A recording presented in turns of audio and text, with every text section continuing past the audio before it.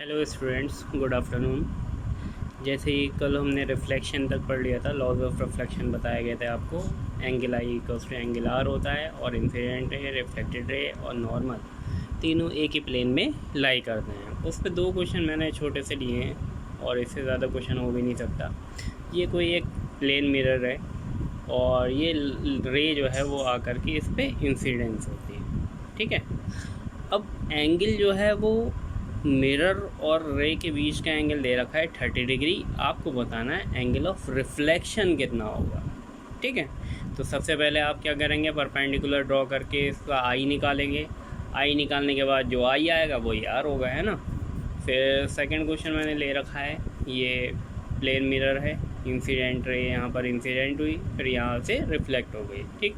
ये एंगल दे रखा है आपका रिफ्लेक्टेड रे और मिरर के बीच का। आपको जो है एंगल ऑफ क्या निकालना है, angle between incident ray and reflected ray. ये पूरा एंगल निकालना है, ये वाला पूरा एंगल निकालना है, बताना है कितना है, ठीक है। That's all. ये 2 क्वेश्चन हो जाएंगे। फिर इसके बाद मैं आपको आगे बताता हूँ। आगे जो हेडिंग है वो स्फेरिकल मिरर है। ये स्फेरिकल मिरर एक्चुअली बनते कैसे हैं वो मैं आपको बता देता हूँ। सबसे पहले यहाँ पर हेडिंग डाल देते हैं, स्फेरिकल मिरर।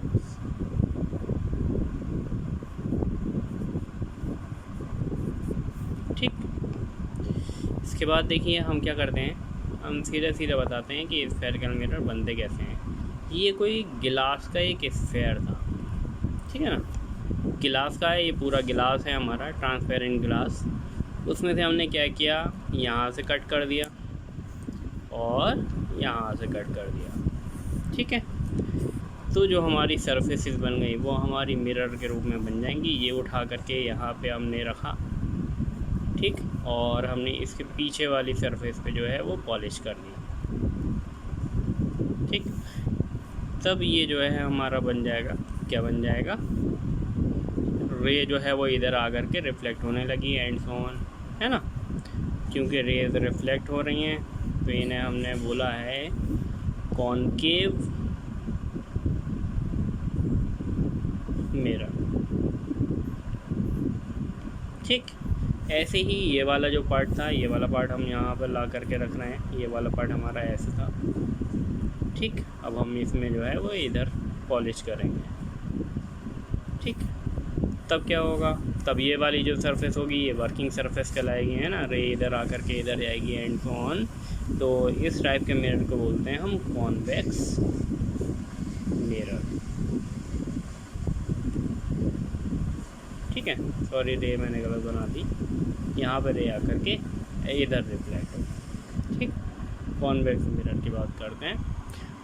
अब इसमें क्या होता है, इसमें जो इमेजेस बनती हैं उसे बनाने के कुछ रूल होते हैं, कुछ नियम होते हैं। तो सबसे पहले मैं आपको बता दूं क्या क्या चीज़ें होती हैं। सबसे पहले हम ले लेते हैं concave mirror.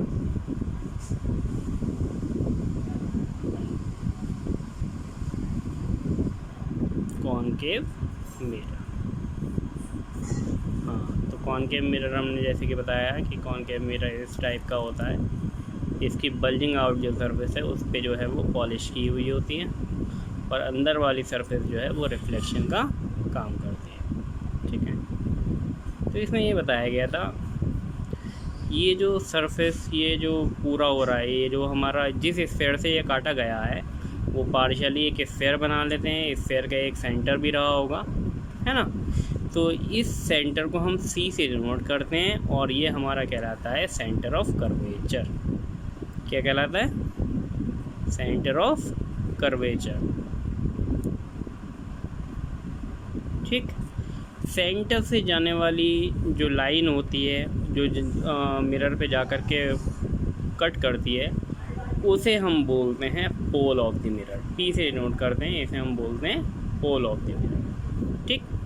Centre of curvature से पोल तक की जो डिस्टेंस है उसे हम बोलते हैं रेडियस ऑफ कर्वेचर। आर से डिनोट करते हैं, क्या है ये, radius of curvature, radius of curvature, ठीक है। ध्यान से समझते रहिएगा, इन सब का यूज़ होने वाला है आगे, ठीक। तो जो जिस स्फीयर से ये काटा गया था उसका जो सेंटर था उतनी डिस्टेंस पे हमने सी पॉइंट ले लिया। इसे हमने बोला centre of curvature. Centre of curvature से होकर जाने वाली जो लाइन कट करती है जहाँ पर मिरर को, उस पॉइंट को हमने बोला है पोल। और पोल से सेंटर ऑफ कर्वेचर के बीच की जो डिस्टेंस है वो हमारी कहलाती है रेडियस ऑफ कर्वेचर। ठीक है, समझ में आ गया? ठीक ठीक। अब इसके बाद एक और चीज़ थी कि ये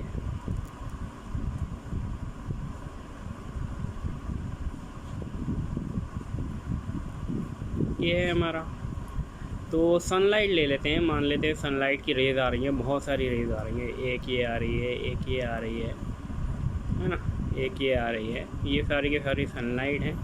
तो जाहिर सी बात है जब ये इस पर पड़ेंगी तो ये किसी पॉइंट से हो करके जाएंगी। ठीक, तो ख़ास बात ये रहेगी ये सारी की सारी जो है वो एक ही पॉइंट से हो करके पास होंगी, रिफ्लेक्ट हो करके। ठीक है ना, इधर जाके इधर गई, इधर जाके इधर गई, ये जो है इधर जाके इधर चली गई, इधर जाके इधर गई, तो सारी की सारी एक पॉइंट से पास होंगी।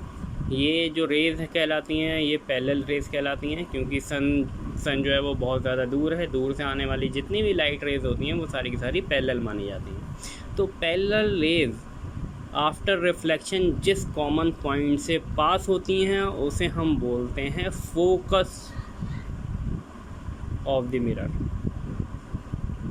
Focus point of the mirror.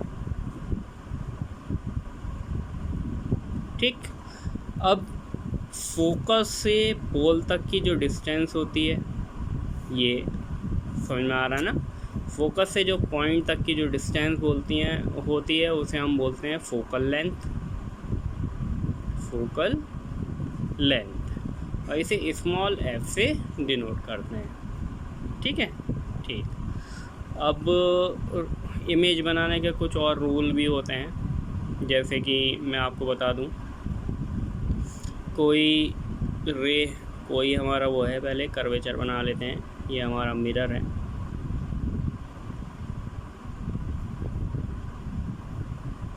ये है।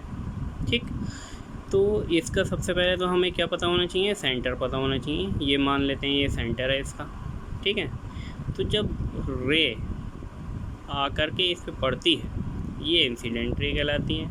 अब जैसे हम नॉर्मल ड्रॉ करते थे ना, तो इसमें सेंटर से जो है वो नॉर्मल ड्रॉ करा जाता है, क्योंकि सेंटर हमेशा जो है वो परपेंडिकुलर होता है इसके कर्व के। ठीक है, तो ये नॉर्मल ड्रॉ करा, ये हमारा एंगल हो गया एंगल ऑफ इंसिडेंस। ठीक, जितना एंगल ऑफ इंसिडेंस था उतना ही एंगल बनाते हुए ये जो है ये पास हो गई। स्केल से बनाइएगा, बहुत अच्छा बनेगा। ये एंगल ऑफ रिफ्लेक्शन हो गया, और ये पैरेलल रे थी तो ये फोकस से होके जाएगी। ठीक है, ये रूल होता है किसी भी रे को पास कराने का। ठीक, पहला ये हो गया। सेकंड की बात करता हूँ, अभी कॉनकेव मिरर में चल रहे हैं सब में। सेकंड में आपको बता दूँ, ये कोई कर्व है, कर्व टेढ़ा मेढ़ा बन गया है, इसमें कोई दिक्कत नहीं। ये हो गया सेंटर ऑफ कर्वेचर। ठीक, अगर कोई रे, ये फोकस हो गया। ठीक है, अगर कोई रे आप सेंटर से पास करा दें, है ना, और ये कर्वेचर पे पड़े, अगर कोई रे सेंटर से पास होती है तब ये उसी पाथ पे वापस चली जाती है। ये सेकंड रूल था। ठीक है, सेकंड रूल क्या था हमारा, कोई रे अगर सेंटर से पास हो रही है तो वो उसी पाथ को रीट्रेस कर जाएगी। रीट्रेस मतलब वापस उसी पाथ से चली जाएगी। ठीक है, तीसरा और बता रहा हूँ मैं, ये सारा जो है इमेज अभी हम बनाएंगे तब बताएंगे। ये हमारा पोल है। ठीक है ना, अगर कोई रे ऐसे इंसिडेंस हो कि पोल से जो है वो कोई एंगल बनाए, एंगल आई मान लेते हैं।